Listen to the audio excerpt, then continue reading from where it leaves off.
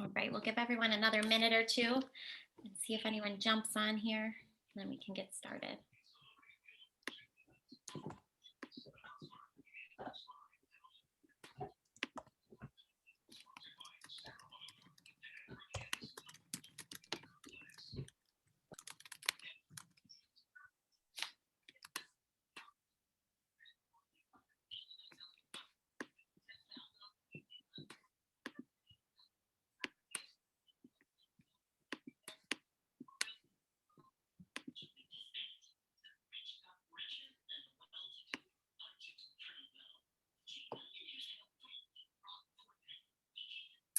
All right, it's 7 o'clock. If you don't mind, we'd like to begin to be timely and respectful of your time.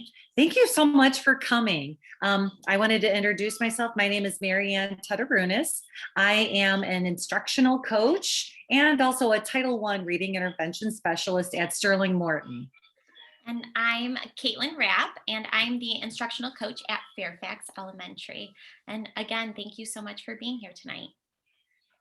So we thought we would start by showing you a quick little video about what is Seesaw. It's like maybe 2 minutes, and it gives a great overview of what it is.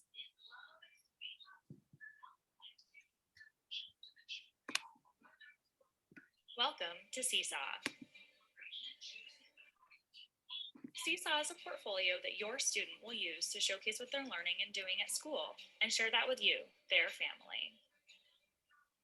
They'll add photos, videos, drawings, voice recordings, notes, and much more to their learning journal. And you'll be able to see their amazing work right on your phone or computer whenever they post something new. Students love Seesaw because they're able to show what they know with lots of different tools and share their work with meaningful audiences, all while practicing those super important 21st century skills. Teachers love Seesaw because they're able to gain insights from all of their students, see student growth, and have all that classwork organized in one place.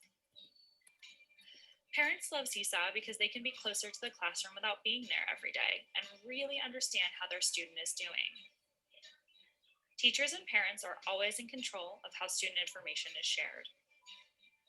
Once you've connected to your child's account using the special invite code or link from your child's teacher, you can view all of their posted work.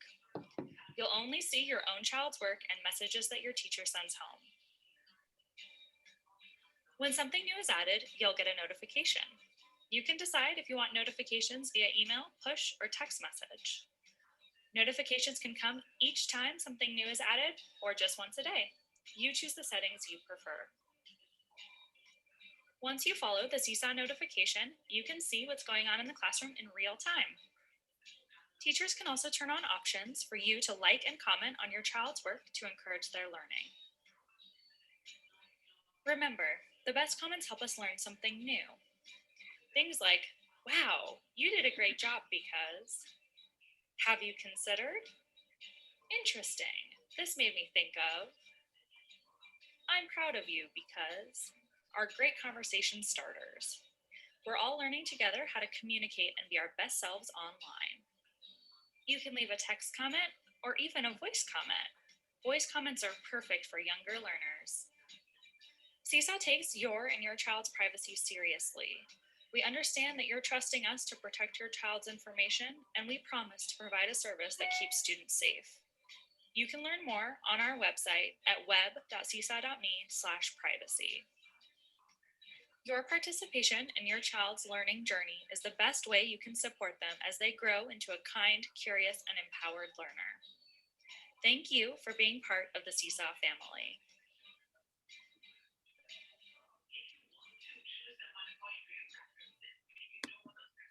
So that video is just a good overview, I think.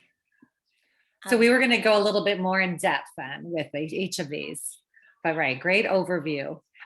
So basically, Seesaw is the platform, the learning management system that we use in kindergarten, first grade, and second grade.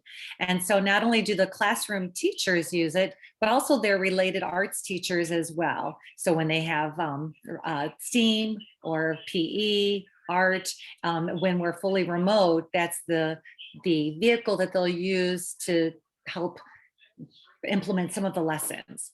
But anyways, teachers will use it for supplementing for their reading, for their math, and any other additional lessons that they want to have the students showcase what they know. So the children log in to Seesaw through Clever.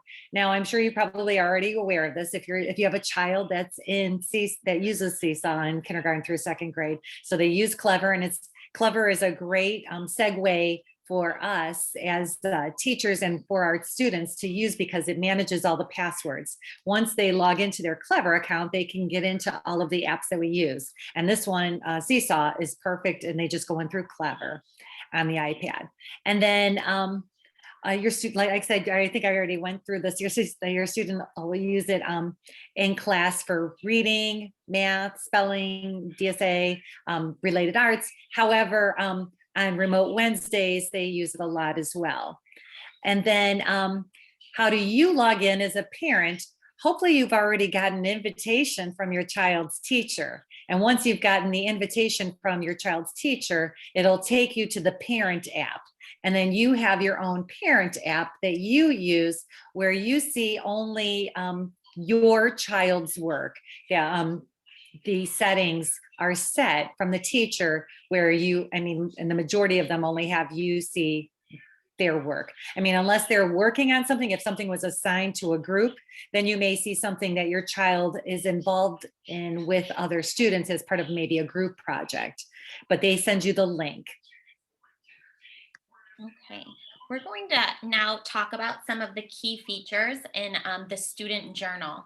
And one of the first things that you will see or need to check when you are looking at your student Seesaw or your child's Seesaw is in the top left corner. And what it does is when you click on it, it gives you options of the multiple classes that your child might be enrolled in. So it's where their homeroom teacher would post things, but also they could go to their PE teacher's class, their art teacher's class, or any other classes that they are a part of and enrolled in. So you could click on that. It'll move your home screen to the right, and to the left will appear all of those teachers. This is where you can toggle between if you needed to access different assignments. Most of the K-2 teachers actually put an asterisk in front of their name so that when you open up Seesaw, automatically you'll see the homeroom teacher's assignments instead of maybe the related arts teacher's assignments. So that's very helpful in a way to keep organized. This is by number 2 is actually the student view, or what the student would see when they're logged into their Seesaw app. So the journal is the first page, and what the journal is it's kind of like a running feed of activities that maybe related arts teachers have posted, maybe their classroom teacher has posted, and it's all of the activities that your student has completed. Then next door to the journal is the activities button. And if you clicked on that when there was a notification, that means that there is an activity that needs to be completed. So usually a little red oval will show up with, a number 1 or 2 or 3. And that means that there's 2 or 3 items on their to-do list that the student needs to complete. So you could click on that, and then again, a new running feed will come up with all of the assignments that your student has not yet completed, but that a teacher has assigned to them. And you would need to scroll through that because maybe a teacher has assigned 3 items for that day, and they just want you to do the first item. So you would scroll through that, or your child would scroll through that and find the exact activity that the teacher is asking them to complete at that time. But you can also see all of the activities on their kind of to-do list. Okay, the next screen here is kind of like what you would see in the student journal. I'm going to talk through what each of the features are, and then I thought what I would do is actually pull up Seesaw and show you. So that way you can actually see how they work. So basically it's a blank canvas, and a lot of times when teachers put in an assignment, there will be things that they have to do on each page. When they go to respond to an assignment, the very first thing on the left-hand side here is, you'll see that capital T, that's a text box. So the child can actually pull up a text box, and when they do, they can type in their response, and they can adjust the size and the font and everything like that. The next button is where they could actually have a voice recording. So maybe they were doing a math problem and they wanted to explain how they solved it. They can press the record button and they'll have up to, I believe it's 5 minutes. They have a long time, but they have time where they can talk through their thinking and explain their thinking. The next picture, the icon of the camera, is basically where you can insert, they can take a picture or they can take a video with their iPad while they're in the app, or they can also upload one because they can bring one up that's from their camera roll, or if they happen to have something that's on their iPad, like on the home screen, they could upload it that way, whether it be a video or a picture. With the video also, then you can also include a link, maybe say to a YouTube video or some other type of maybe discovery video where you can embed a link that will take you from Seesaw and enable you to see a video that's outside of Seesaw. The three dots, when you get to the three dots there at the bottom beneath the camera, that's where you'll be able to insert shapes. You can change the background. From the backgrounds, they could have anything from checkerboard, like, so if it would be like a grid paper, or it could be lines, like handwriting lines. It could be dots, like a matrix, as if maybe they were on a geo board or something. There are a lot of different options, or even colors. Maybe they want the background color of pink because it's their favorite, or maybe they're doing something with Valentine's Day. That's where they can click on it and be able to then change their background or add the shapes. Included with the shapes also are they not only are they like arrows where they could point to something that they want to be highlighted, but they also have on there some of the math manipulatives that the students use. The cubes, the ones, tens, and hundreds that they use, they could insert that to show a representation of a number if they want. Then the drawing tools that are along the bottom here.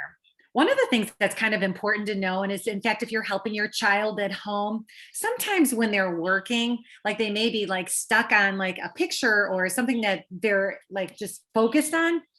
If you click off, if you make sure this very first button here where it looks like a finger, that's like a mouse. So sometimes you need to click on that mouse in order to then manipulate the shape. Because sometimes if you're not on it, then you can't move it. So that just is from trial and error. And then down below, we have like a pencil, a marker, a highlighter, a magic pen. And as you can see on the picture that we have here on the right-hand side, it has like this spectrum of color.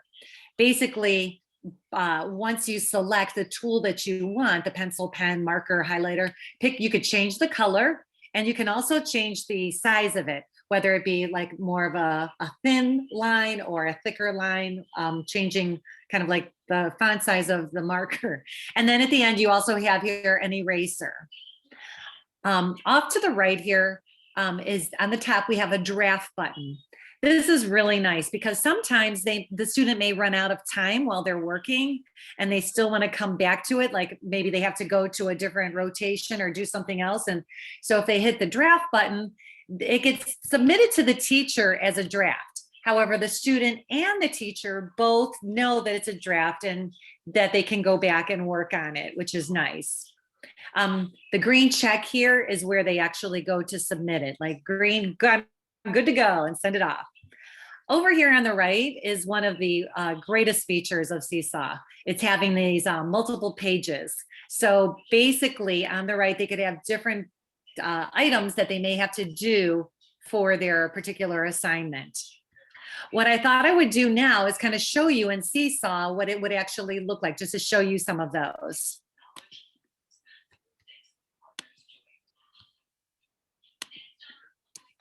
I have here my test class. And actually what I pulled up was so in kindergarten through second grade, we have a program called Phonics in Motion. And with the Phonics in Motion, it's great. So I'm just putting in a plug for some of the initiatives that we have in the district.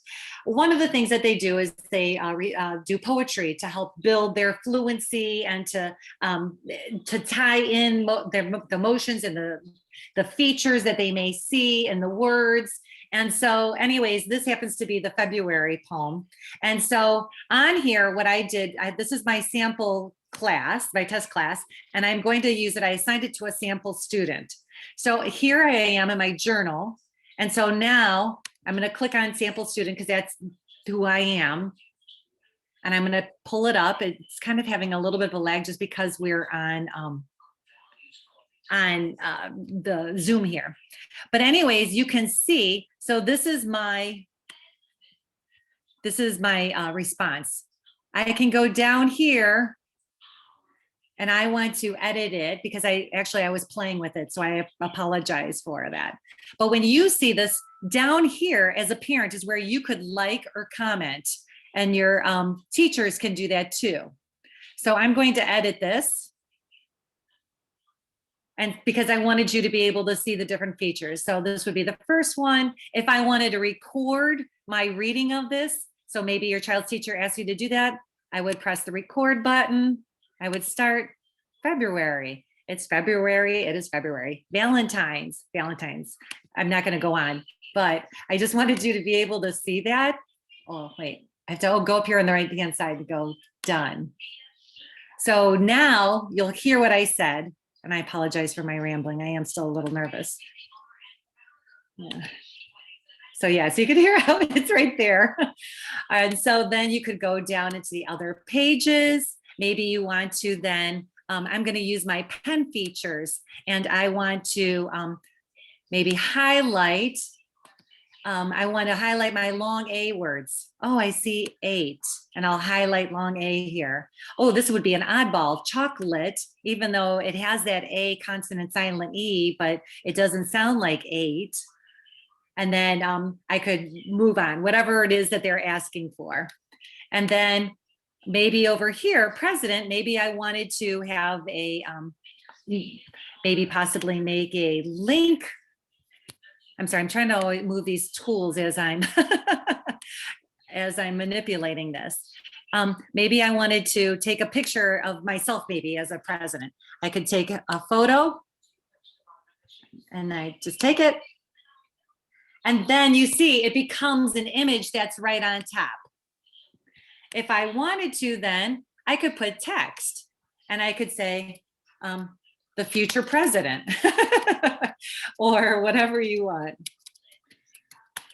And then I could actually put it next to the picture that I have here. I could, so after you see how I clicked right outside the box. Here are the 3 dots. These 3 dots are magical. They make things happen. I could change the font that I want. I could, if I wanted to make it where the background was colored in and the letters pop out, I could do that. Maybe instead of having it centered, I wanted to the left. I wanted justified left. As I bring it over here, maybe I wanted to have it with the picture that I took.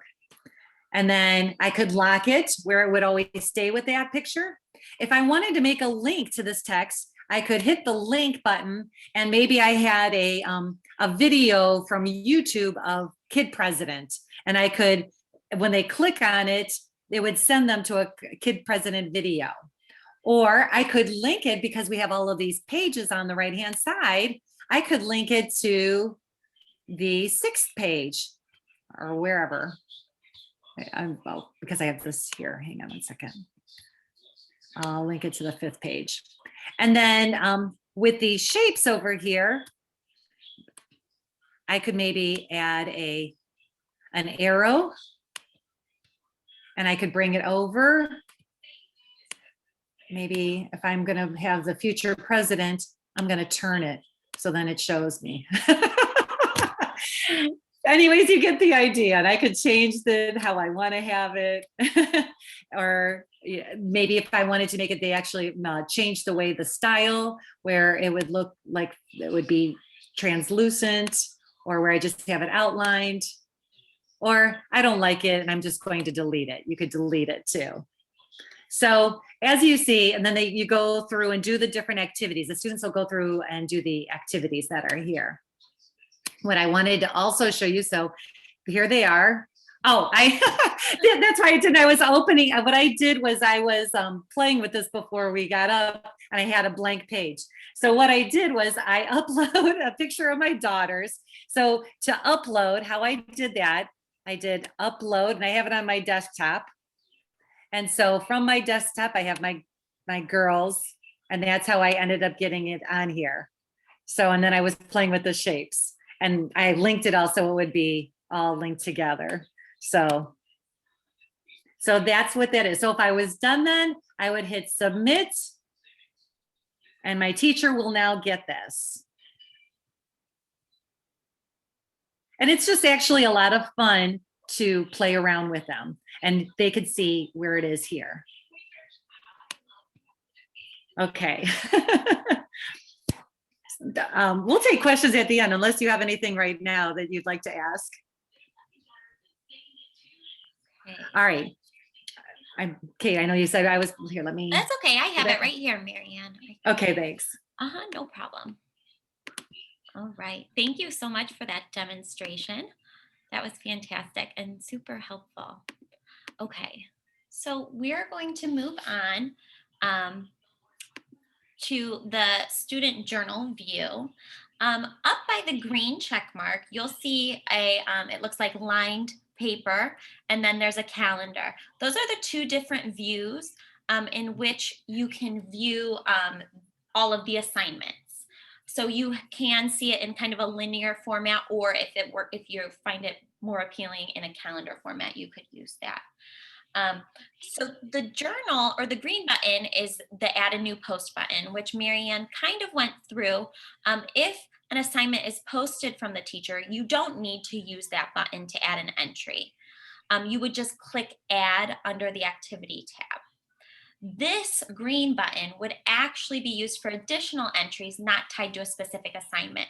So for example, I know sometimes the teachers might ask the kids on remote Wednesdays, add a picture of your favorite stuffed animal to Seesaw.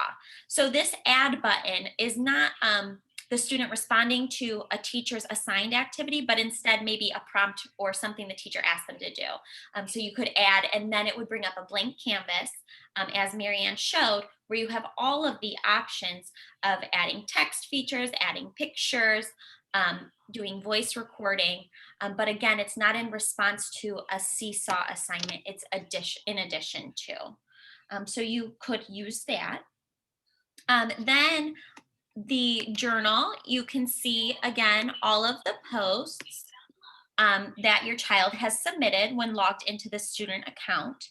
Sometimes the teacher will allow certain assignments to be seen by everyone. So that's kind of neat. And I know the kids really enjoy that, when the teacher opens it up and then they can see what other students responded to, maybe a prompt about their favorite animal, or what did you do over the weekend. So at times you might see other classmates' work, but for the most part, the teachers have it private, so you'll just see your students' work.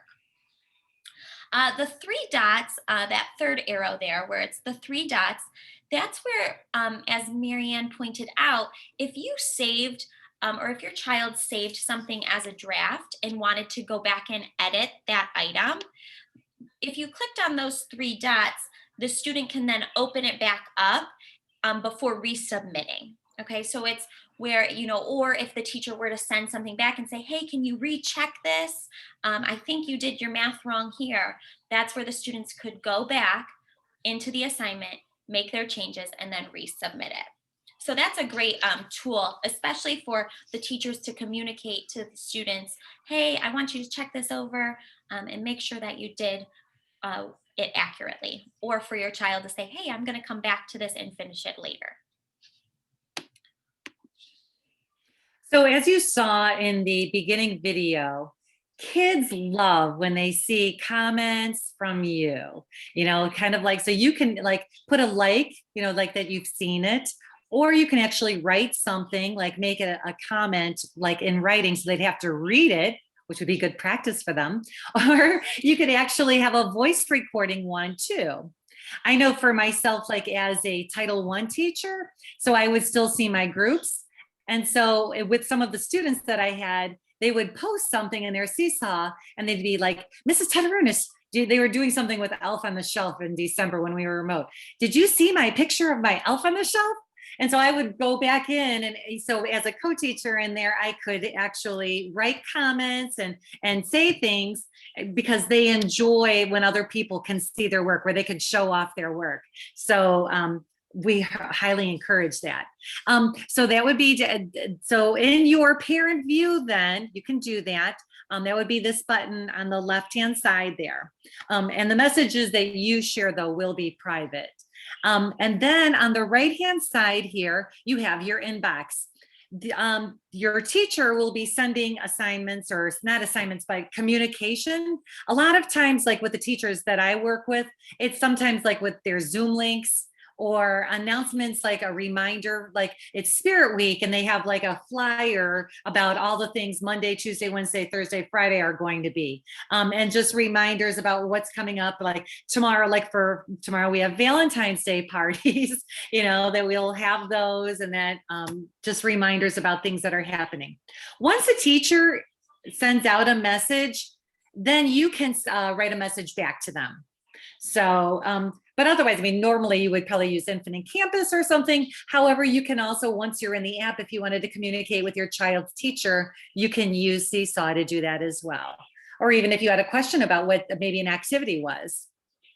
And then, so again, yours is the family app. It's different than the student app. So you can't pick up your child's iPad and expect to see your view. Yours is different. So. Okay, so thank you so much for hanging with us during that presentation. We'd like to take the time now to open up the floor for any questions specific that you might have, either for your child or when you've been using the app. Also, if you wanted to jot down, I'll leave the screen up for a moment here, Marianne and my email address. You are more than welcome to send us an email at any time. Even if you're in the app and you're like, we are having an issue with this, send us an email, let us know, and we'll do our best to help you out and kind of guide you into the right direction there. So please never hesitate to contact us. So are there any questions? I have one. Okay. I was looking at my family app, and I don't seem to have that. I don't know if you can see it on here. Like, I don't seem to have the heart. I have that little bubble for like, that looks like speech. Oh, and did you actually go into one of the assignments and pull it up? Oh, okay. So if I click on it, is that how I do that? I believe so. Try it right now. Okay, so I click on it, and then, so then now I see this view. It's hard to see. Oh, I see. The only thing I can think of is maybe the teacher doesn't have that enabled. Oh, okay. Because that comes from the teacher, and in her settings, like they can choose, because sometimes they may have it turned off, because sometimes they may turn it on actually for students to like each other's stuff as well. And so sometimes they turn it off and turn it on, and they just like go through periods of when they want it on or off. Okay. But if I were you, ask their teacher, like specifically, hey, is there a way to like their work? But definitely write a comment to them about what you like about what they're doing. You won't even let me write a comment, because I was going to try that. Oh, you're kidding. Then that's actually disabled. They have it disabled. Okay. Yeah, that makes sense then, because once you mentioned that, I thought that would be kind of fun if I could leave her little notes. Yes, yes. But if you could feel free to contact your child's teacher and ask them about it. Yeah, I will. She's really friendly and very responsive, so I will. I'll reach out to her then. Because there probably is a reason why she doesn't have it turned on. Yeah, the kids might go a little crazy, like or something. Right. Are there any other questions? we realized, we're hoping that maybe we would do this again, maybe in the fall when it's, possibly new. But we got the idea about this later in the year, and we thought, you know what, we still want to at least share with parents and offer some information. Right, and give it a try. So we actually really appreciate you taking the time to kind of be our first presentation. And Mhm. hopefully, if you have any feedback, even please let us know, because if we do this again, we would love to hear your thoughts and if you feel like it helped and supported you and your child at home. So thank you so much. Aw. Yes. All right. Well, if there's no other questions, we appreciate your time. We want to make sure we end on time and are respectful of your valuable time. So please, again, let us know if you need anything else. Thank you. Thank you. Thank you so much. Here Bye. you go. There you go. Little sweetie. Aw. How old is he? He's 2. Aw. So cute. Yeah, there's Kira over there. Bye-bye. This is really awesome, and I hope that you guys will get to do it, next year for the fall. I think it would have been really helpful at the beginning of the school year to have this information, because I ended up stumbling through it a little bit with my 5-year-old. But this presentation, they covered it all. So great presentation if you are able to repeat it. Thank you. Thank you. Much. That's wonderful feedback, because we wanted to make sure we answered all the questions. But yes, I think for parents at the beginning of the year or families at the beginning of the year, it would be perfect. Especially incoming kindergartners. Yes. Yes. But also don't forget, like sometimes people could be coming into Mender schools, even at 1st grade or 2nd grade, so they would love to know this as well. Absolutely. Definitely. So Okay. Bye to the nice ladies. Can I ask, Chi-Chi. can I ask kind of an unrelated question? absolutely. Sure. Are you going to be using the iLearning anymore? Did I understand that you had stopped using that? You mean was it the iReady program? iReady, I'm sorry. We're still using iReady for both reading and math, and we're going to continue for as long as we can see into the future. It's a program that the district's going to use. Because we had a terrible time with that. We were never able to make it work. And I thought I saw something where they said that they weren't going to use it anymore. I thought maybe because so many parents, guardians, whatever, had problems with it. Mm-hmm. So we'll just have to wait and see if they use it again. Yes. Are they able? They should be able to access it through Clever. Is it when you go in through Clever, it's not? We could get so far, and then we couldn't budge. We couldn't make it do anything. This has been several weeks now. What grade? And so I was just kind of curious if you were going to use it anymore, and perhaps have a class on the iLearn or iReady. What grade is the child in? Kindergarten. Oh, kindergarten. Okay. All right. I'd like to maybe make a suggestion. There have been a lot of updates that have happened to the iPads. And so if you go into the settings, into that gear, and if you hit update, it'll download and update the iPad. Sometimes when it's out of date, it doesn't allow programs to work, and it gets real funny. So do that. The other thing is make sure that the iReady, if you can't have it at all, make sure that the app is actually downloaded onto the home screen from the self-service. Okay. Do you have the iPad with you? No, I don't. Oh, okay. I was going to say we can look at it right now. Well, but yeah, okay. That's the only other. Those are the two things that I would suggest to do first. Okay. And also contact your child's teacher and have them contact their instructional coach. What school is it? For Lake. Lake. Okay. I'll contact Christy. Who is the child? Well, they're twins, Okay.